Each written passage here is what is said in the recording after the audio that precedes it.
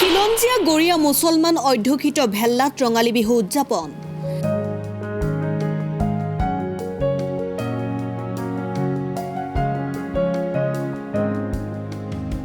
ভেল্লা আঞ্চলিক যুৱক সমাজ আৰু গৰীয়ামৰীয়া দেশী জাতীয় পৰিষদৰ ভেল্লা আঞ্চলিক সমিতিৰ উদ্যোগত বৃহস্পতিবাৰে ৰঙালী বিহু উদযাপন কৰা হয়। বিহুত উপস্থিত থাকি উত্তৰ পূব খিলঞ্জীয়া গণমঞ্চৰ সভাপতি অনুপ চেতিয়াই কয় যে অসমীয়া ভাষা সংস্কৃতিৰ ৰক্ষাৰ ক্ষেত্ৰত অহোপুৰুষাৰ্থ সংগ্ৰাম কৰি আহিছে গৰীয়া মুছলমান লোকসকলে। 1971 চনৰ পৰাই ভেল্লাৰ ভূমিপুত্ৰ মুছলমান লোকসকলে বিহু পাতি আহিছে। তাৰ বাবে ভেল্লাৰ খিলঞ্জীয়া গৰীয়া মুছলমানক অশেষ ধন্যবাদ আৰু কৃতজ্ঞতা জ্ঞাপন কৰে চেতিয়াই। গৰীয়ামৰীয়া দেশী জাতীয় পৰিষদৰ সভাপতি নুৰুল হকে ভেল্লাৰ বিহুত অংশগ্ৰহণ কৰি আহোমসকলৰ সৈতে গৰীয়ামৰীয়া দেশী লোকসকলে বিহু উদযাপন কৰি অহাৰ কথা দোহাৰে। এই গৰীয়াসকলক সমষ্টি পুনৰ নিৰ্ধাৰণৰ জৰিয়তে ৰাজনৈতিকভাৱে হত্যা কৰা হৈছে বুলিও তেওঁ উল্লেখ কৰে। 2026 বিধানসভা আৰু লোকসভাত এই জনগোষ্ঠীৰ বাবে আসন সুৰক্ষিত হ'ব পৰাকৈ সমষ্টি পুনৰ নিৰ্ধাৰণ নকৰিলে তীব্ৰ গণতান্ত্ৰিক আন্দোলন গঢ়ি তোলা হ'ব বুলি হুংকাৰ দিয়ে নুৰুল হকে। 100% গৰীয়া মুছলমান অধ্যুষিত ভেল্লাত অনুষ্ঠিত এই বিহুত গৰীয়া উন্নয়ন পৰিষদৰ অধ্যক্ষ হাফিজুল আহমেদ, গৰীয়ামৰীয়া দেশী জাতীয় পৰিষদৰ বিশেষ উপদেষ্টা আজিজুল ৰহমান, সাধাৰণ সম্পাদক আৰিফুদ্দিন আহমেদ, সমাজকৰ্মী অনিল কুমাৰ দাস, জ্যেষ্ঠ সাংবাদিক নকুল তালুকদাৰ সহ কেইবাগৰাকীও বিশিষ্ট ব্যক্তি উপস্থিত থাকে। অনুষ্ঠানত বিহু নৃত্য, বিহুগীত প্ৰদৰ্শন কৰা হয়। ভেল্লাৰ বিহুত কণ্ঠশিল্পী ভগ্নীদ্বয় ৰূপাংকিতা আৰু অলংকৃতাৰ সংগীতানুষ্ঠান মোহিত কৰে ৰাইজক। এই বিহু প্ৰথমে এই ভেল্লা অঞ্চলত বা বৰপেটা অঞ্চলত যে খিলঞ্জীয়া গৰীয়া লোক আছে এই কথাটো মোৰ জ্ঞাত হোৱা নাছিল। কিছুদিন পূৰ্বেহে জ্ঞাত হৈছে আৰু তেওঁলোকে 1972 চনৰ মানৰ পৰা 71 বা 71 চনৰ পৰা ইয়াত বিহু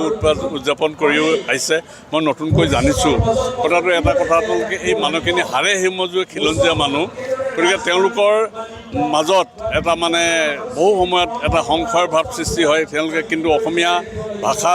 সংস্কৃতি ৰক্ষা কৰিবৰ কাৰণে তেওঁলোকে অহোপুৰুষাৰ্থ সংগ্ৰাম কৰি আহিছে। গতিকে মানুহখিনিলৈ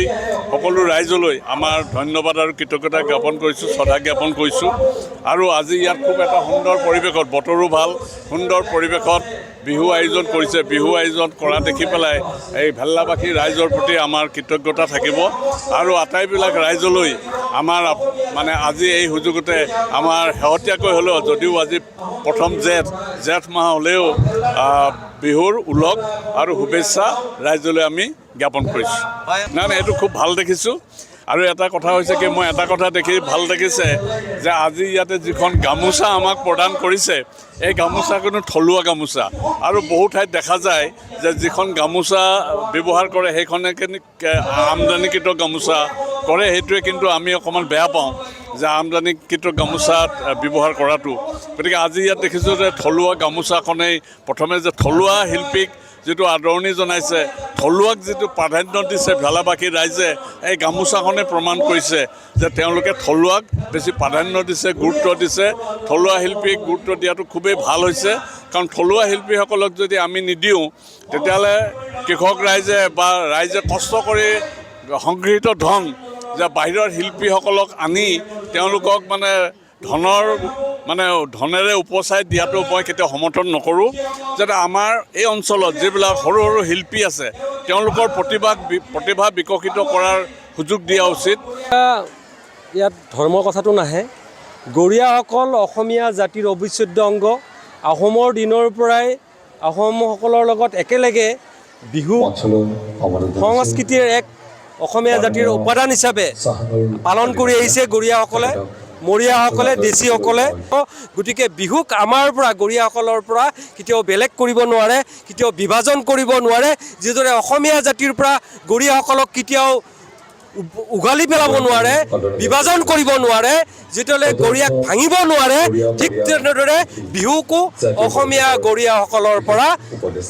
বিভাজন কৰি নিব নোৱাৰে, ভাঙিব নোৱাৰে। কৈছোঁ আজি বিহুৰ মঞ্চৰ পৰা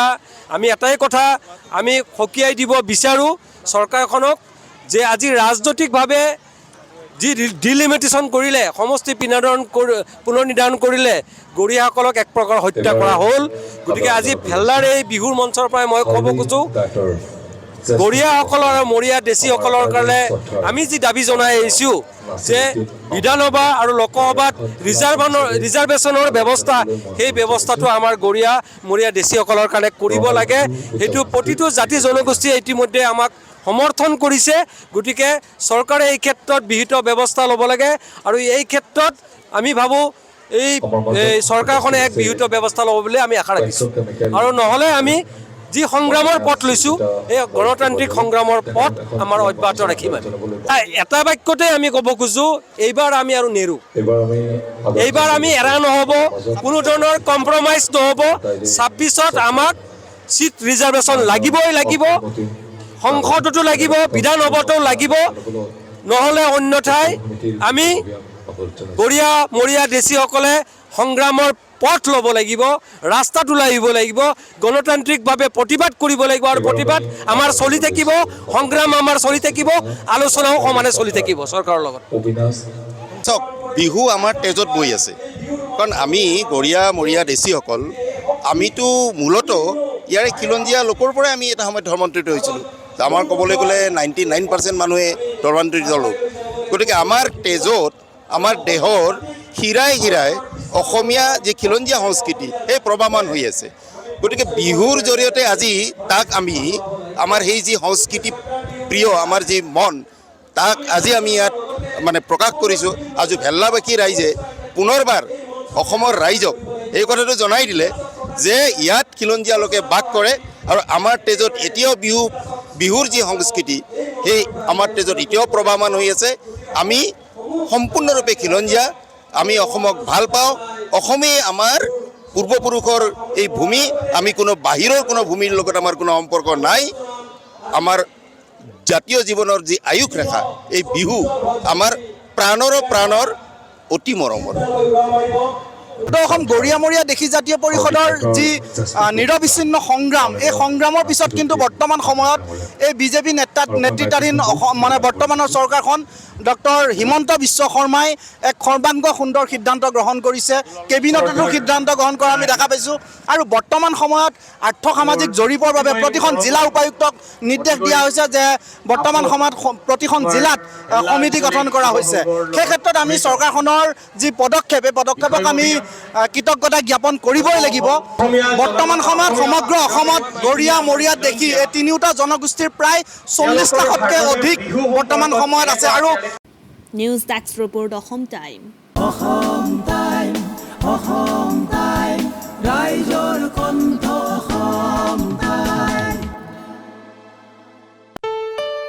ঘৰত আনন্দ আৰু সম্পৰ্কৰ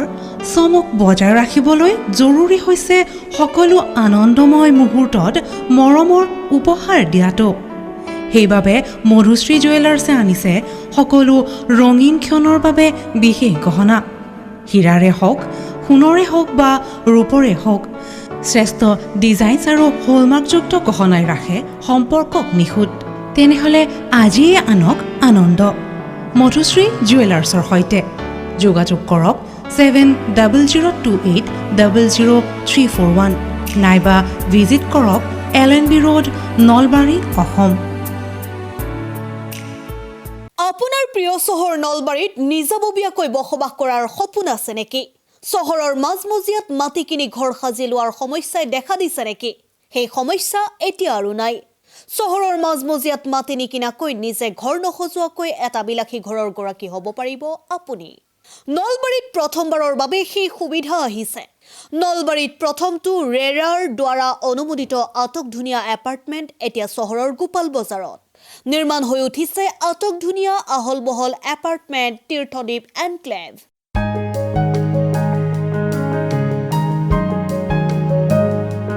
চহৰৰ গোপাল বজাৰৰ DIC পথত নিৰ্মাণ হৈ উঠিছে তীৰ্থদ্বীপ এনক্লেভ এপাৰ্টমেণ্ট দুটা আৰু তিনিটা আটকধুনীয়া শুৱনি কোঠাযুক্ত সপোনৰ ঘৰ যথোপযুক্ত গাড়ী পাৰ্কিঙৰ সুবিধা নিৰিবিলি পৰিৱেশ যাতায়াত আৰু যোগাযোগৰ উপযুক্ত সুবিধা আপোনাৰ সপোনৰ ঘৰখনৰ বাবে ন্যূনতম হাৰত বুকিং চলি আছে পলম নকৰি এতিয়াই যোগাযোগ কৰক 9706010636 আৰু 9954253864 নম্বৰত